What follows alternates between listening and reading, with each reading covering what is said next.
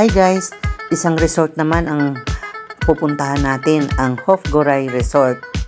Ayan po ang kanilang service. Ayan po, papasok na kami doon sa Hofgoray Resort. Kakaliwa na po kami dito. Maganda naman po yung daan. Kaya lang, sa bandang lugar dito ay matarik po ang daan. So kung mahina po inyong sasakyan, medyo mahirapan sa pabalik, sa paakyat. So ayan po, parating na kami sa parking area. May naghihintay na po dito na taga-assist sa amin sa pagbaba. Ayan po, ganun po katarik ang pababa dito papunta doon sa pinaka resort nila. Ayan, medyo hiningal na po ako dito, kaya kailangan magpahinga.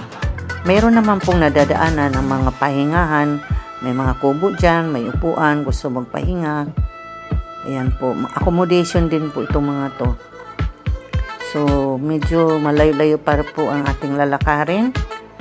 Ayan, pet friendly po ang resort na ito, kaya dala namin ang aming alagang si Nox. So ayan po, medyo hiningal-hingal na ako dito, pababa pa lang. Paano kaya ang paakyat? Papunta po kami sa aming accommodation na. Medyo, ayan po, hinihintay po ako ng aming alaga kasi mabagal po akong kumilos o maglakad. So, ayan. Marami pong mga accommodation dito pero hiwa-hiwalay po, malayo sa isa't isa. Kung kayo po ay nature lover, magugustuhan niya po dito kasi marami pong halaman, maraming prutas, mga flowering plants at mga hayop. Kung adventurous po kayo, isa-suggest ko po sa inyo ang lugar na ito. So ayan, naglakas loob lang talaga po ako na sumama dito. Ito po ang aming accommodation na may 7 beds.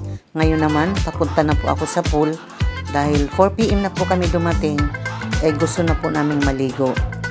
So, kaya po kami nandito ay celebrate po namin yung birthday nung nasa harapan ko. So, ayan po, tingnan po natin ang kanilang pool. Gusto na pong maligo. Ayan po, medyo malawak naman po yung kanilang pool. Ang kaso po ay hindi rin po kami nakaligo dahil napakalamig po ng tubig. Kaya ayan, papunta na lang kami sa beachfront. Pupunta kami doon kung makakaligo kami sa dagat. So, ayan, malawak naman po yung beachfront nila. Ayan na po ang aking mga kasama na una na. So, maganda po yung beachfront nila. Buhangin naman po yung paligid. At aliwalas, malinis at presko po dito sa beachfront nila. Dito po sinaserve ang pagkain. So, ayan po, mayroon din silang pantalan na yung manggagaling sa Davao by boat ay dito po bababa. Hindi ko na po pinuntahan at bumalik na po ako dahil gusto ko na pong maligo. So, ayan po. Tingnan nyo po yung buko. Napakaliit pero may bunga na.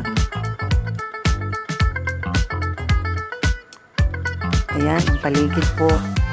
So, nandun na po yung mga kasama ko. Yun lang po. Kasi dumating kami ay low tide. Ayan, hindi naman po kami nakaligo. Nagtampisaw na lang po. At yan, nakaupo na lang po. Nag-enjoy na lang. Nagbasa-basa na lang sa tubig. So, dahil hindi nga po kami nakaligo dito sa dagat, kami po ay babalik sa pool. Titingnan po namin ulit kung makakaligo kami. So, ayan po, papunta na kami sa pool. Pero hindi rin po kami nakaligo. Ayan, nakaupo na lang po sa isang tabi. Nagtampisaw na lang dahil talagang malamig po ang tubig. Kaya, bumalik na ulit kami sa beachfront para hintayin namin ang aming dinner. Dito po kami nagtagal, ini-enjoy namin yung gabi. maaliwalas at malamig po yung simoy ng hangin. Ayan po ang table namin. Hindi pa na sineserve ang aming food. So ayan po, napakaganda naman din sa gabi dito sa tabi ng dagat. May pan din po sila. Ayan, may tilapia daw dito. Pero hindi ko po nakita. Kaya kung nature lover po talaga kayo, may enjoy nyo po yung lugar. Maganda po yung lugar. So pagkatapos po, ayan, after na magising kami, kinabukasan, 9 AM pa lang, ay pauwi na po kami dahil wala na kaming gagawin. So dito po, talaga namang katakot-takot po na hingal. Mayat-maya po ako nagpapahinga para makaakyat. Awa ng Diyos po, nakarating po sa taas. Dito po na-meet namin ang may-ari. Napaka-friendly, napaka-accommodating. Kung hindi man namin enjoy talaga ang pagpunta namin dito, ay nakagain naman kami ng isang friend. Yun nga po, na-meet namin ang may-ari. Thank you for watching.